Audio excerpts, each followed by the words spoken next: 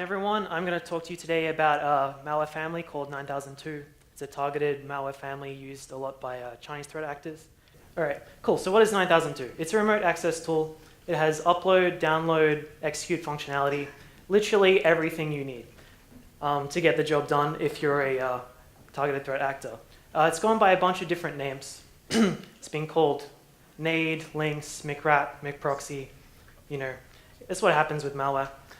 It was first seen during Operation Aurora in 2009. So this was the high-profile hack of Google and other tech companies. It was like really one of the first publicly disclosed targeted attacks. So this is, maybe a malware family that's still a little bit old, but it's still in use today. It's used exclusively by targeted threat actors. If you see it in your network, you have a targeted attack. That's not a good thing. And it's typically delivered through strategic web compromises and phishing, like pretty much everything else. Next.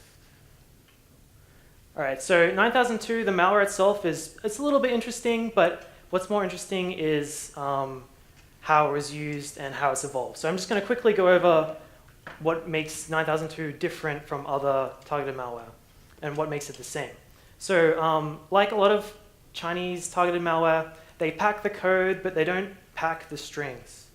You can run strings on a lot of these malware families, and you'll see interesting things and make it really easy to detect. It's just because you haven't seen it before, so you don't know to look for it. It has this unusual import format, which I'm mentioning purely because it was annoying as hell to reverse all of these samples. There's a lot of IDA scripting that went into getting all this work done. Like a lot of more sophisticated targeted malware, it has a plugin-based architecture.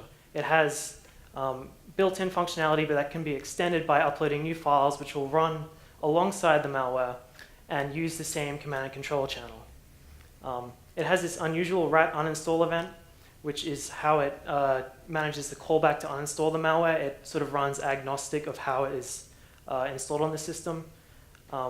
Another great way to detect it. And it uses this LZO compression for the traffic, which is just an unusual choice and something sort of unique to this malware family. So when you talk about malware, you expect it to evolve in a certain way. You expect there to be an initial version, which has a bunch of features. Probably it's broken in some way. They'll release a bug fix. Maybe the uninstall doesn't work. Maybe the malware crashes or has memory leaks or something. So they fix it. And then time goes on, they decide, hey, I want to capture screenshots and stuff as well, maybe do some keylogging, so they build that in.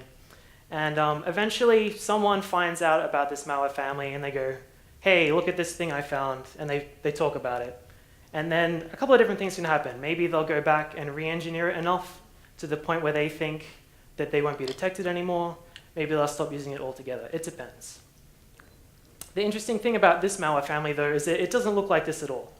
Instead, there's 4 distinct development branches coming from the same original malware sample. So back here on the left, you got the original branch. This is the malware that was used during the Operation Aurora attacks. And then from there have been 3 branches off this main branch that have all improved the malware in different ways. So at the top there, we have the XOR traffic branch, which really focused on making it harder to detect the malware on the network. It added some XOR encryption to the traffic to make it harder to detect with IDS signatures. At the bottom there, we have the disk artifact branch. What that did was completely change the way the malware is stored and runs when it's on the disk, which makes it a lot harder to detect with AV and Yara signatures and that sort of thing.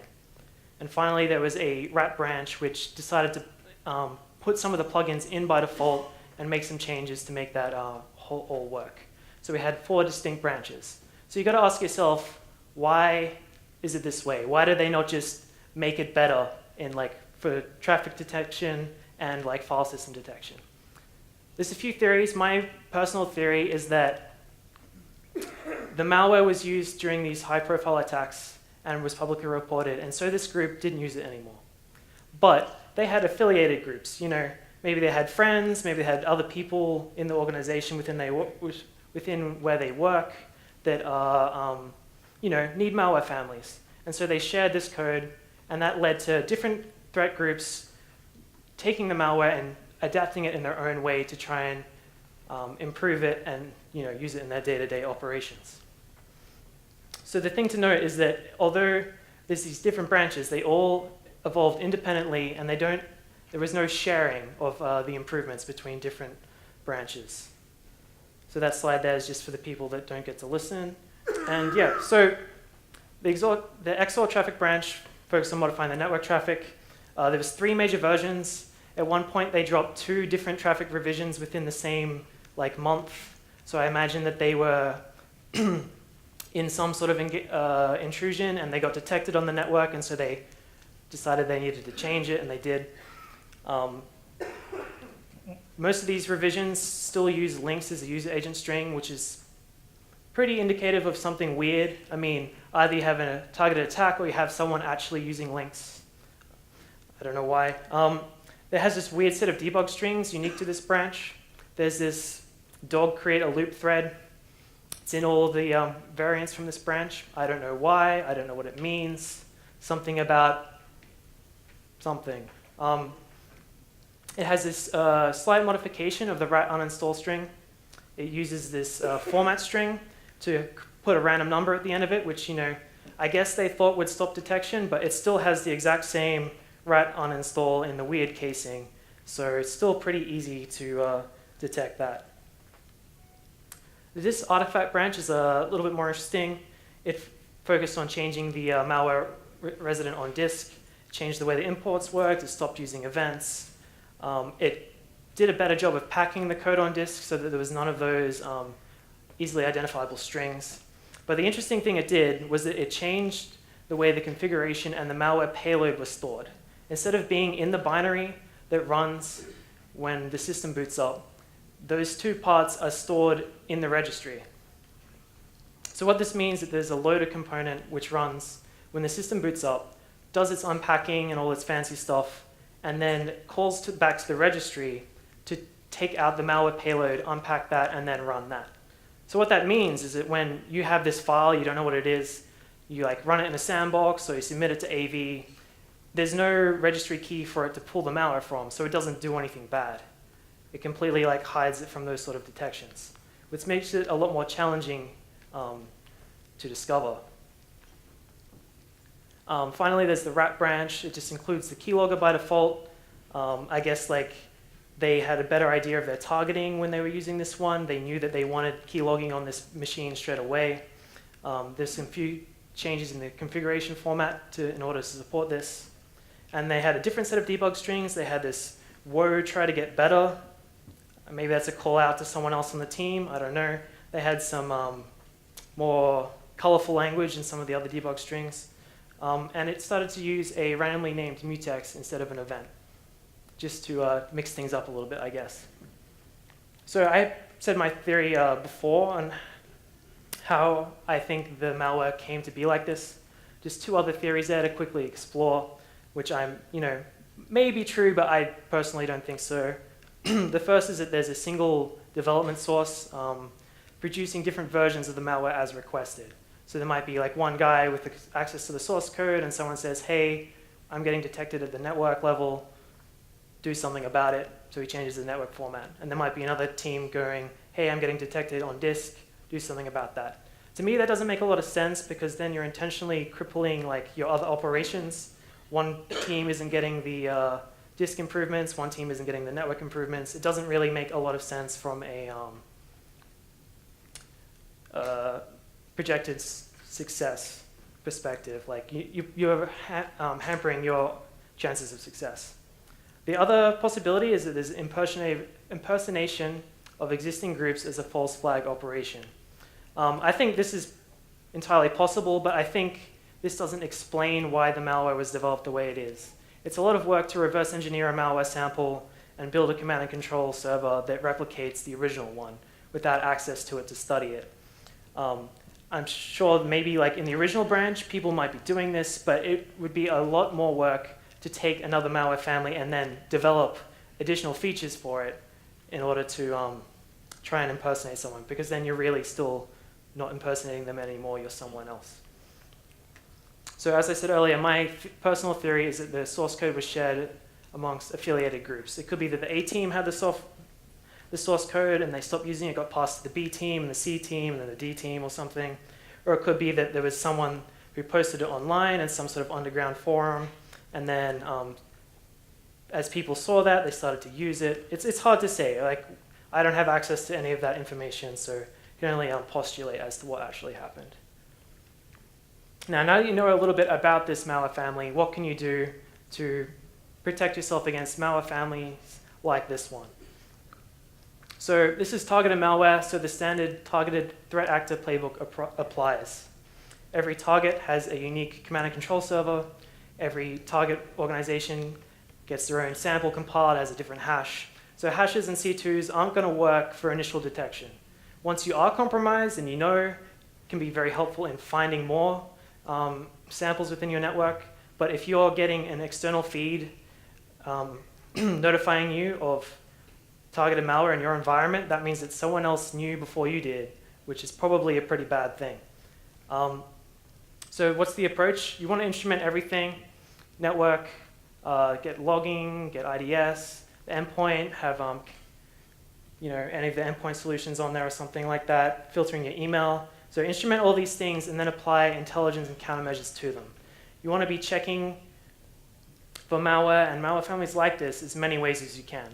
So it's important to take advantage of all the malware idiosyncrasies in order to develop as many detections as you can. Like, you could write a signature and catch it in one way, but why do that when you can catch it 1,000 different ways? That way they have to change everything. They have to be perfect in the way that they modify it for it to bypass your detections. You don't want to rely on just one. So as an example, I've taken the original 9002 sample, used back in 2009, and I've done some really quick, dirty analysis to produce some basic countermeasures. So I ran strings on the file. I saw this weird string, rat uninstall. Let's make that a signature. That's easy. I ran it in a sandbox, captured the network traffic. I saw that each of the packets ended with this weird sequence of bytes, happens to be the NOP operation for the malware, LZO compressed. I saw that when that didn't work, it tried to use HTTP encapsulation, and the user agent was links. Let's try and use that. And then at the endpoint, do some basic memory forensics. You see that it registers this event, rat uninstall. Let's use that. You run strings on the injected memory. You see this weird temp path format string, happens to be the path used for the plugin, and you go ahead and write that as a signature as well. And so these 5 signatures generated from the original malware sample, I've then gone and compared to all the different branches and the different variants within those branches to see how they did. So you can see the file string, detected 5, the packet signature detected 6, the user agent detected all of them but 1, but that assumes you're running a HTTP proxy, otherwise it wouldn't use that mode. And the event name captured 6 as well. So, but as you can see here, one of these things is not like the other. The memory signature that I made from the first sample from 6 years ago detected all of the samples of this family used for the next 6 years. So if in case you missed Heather's talk yesterday where she said you should be doing hunting of malware in memory, you should be doing hunting of malware in memory. We do it, you should do it too. So just to wrap things up, family's been using it for a long time. There's different branches with different development goals. They've tried to improve the malware in different ways. Hashes, C2s, they're not going to protect you from targeted threats. They're going to help with opportunistic stuff, but targeted stuff, not so much. And detecting these sort of intrusions, you really need that holistic layered approach. You need to instrument as many things as you can and be running some sort of intelligence or looking at the data over these different things as much as you can. Any questions? Code base. Basically, they just recompile it. They will change the configuration information. Like they'll change the C2, they'll recompile it, it'll have different timestamps, that sort of thing. Different hash, easy. I mean, a lot of the time they're not going to they might have like a packer that they use, so it might completely change it on the file level, but once it injects into memory, it's still going to be exactly the same. It's just too much work to go through and change the memory each time. I mean, there are really sophisticated groups out there that will do that sort of thing, but you can catch them in other ways. The limited amount of time that you have to analyze the malware and come up with the detections, the instrumentation, versus determining the actual threat that's presented. So are you using the times that you see it to decide these are the ones that are more important and I should spend more time doing longer term research, or? Yeah, it's a difficult balance, like how much time you spend looking at one malware family versus how much time you spend doing other things. As I said, like I didn't go into like the sophisticated stuff you could do. Like that was really quick, dirty analysis to get those 5 signatures. You could do like byte sequences, like the talk earlier was talking about Yara. You could go a lot further with it, but it's good to get like. It's hard to balance, but I would think that you would want a few different ways of catching something as quickly as you can. And then if like perhaps that threat actor continuously targets you, maybe you want to spend more time on that. Like most targeted actors, they're not going to, if you kick them out, they're going to come back. It might be a week, might be a month, it might be a year, but they're going to come back. A lot of the time they come back using the same tools and that sort of thing. So it's something hard to judge. I wouldn't say there's a definitive answer on how much time you spend on like one particular malware family. I think your reasoning for dismissing the hypothesis that your reason for dismissing the hypothesis that it was the same group having access to the source code that released different branches was that then everyone getting the different branch would not have the benefit of the other. Isn't that a little bit how criminal organization would develop different malwares and just sell this unit and with crippled features and that like a lot of software developers? Yeah, it's entirely possible that there is someone out there just selling it and that they change it a little bit so that it's unique to that person. But from my experience, like these sort of actors aren't really, they're a lot more organized than that. So it would be, I would think it would be unusual to intentionally cripple their operations. But it is a possibility. It's a definite possibility that they operate this way.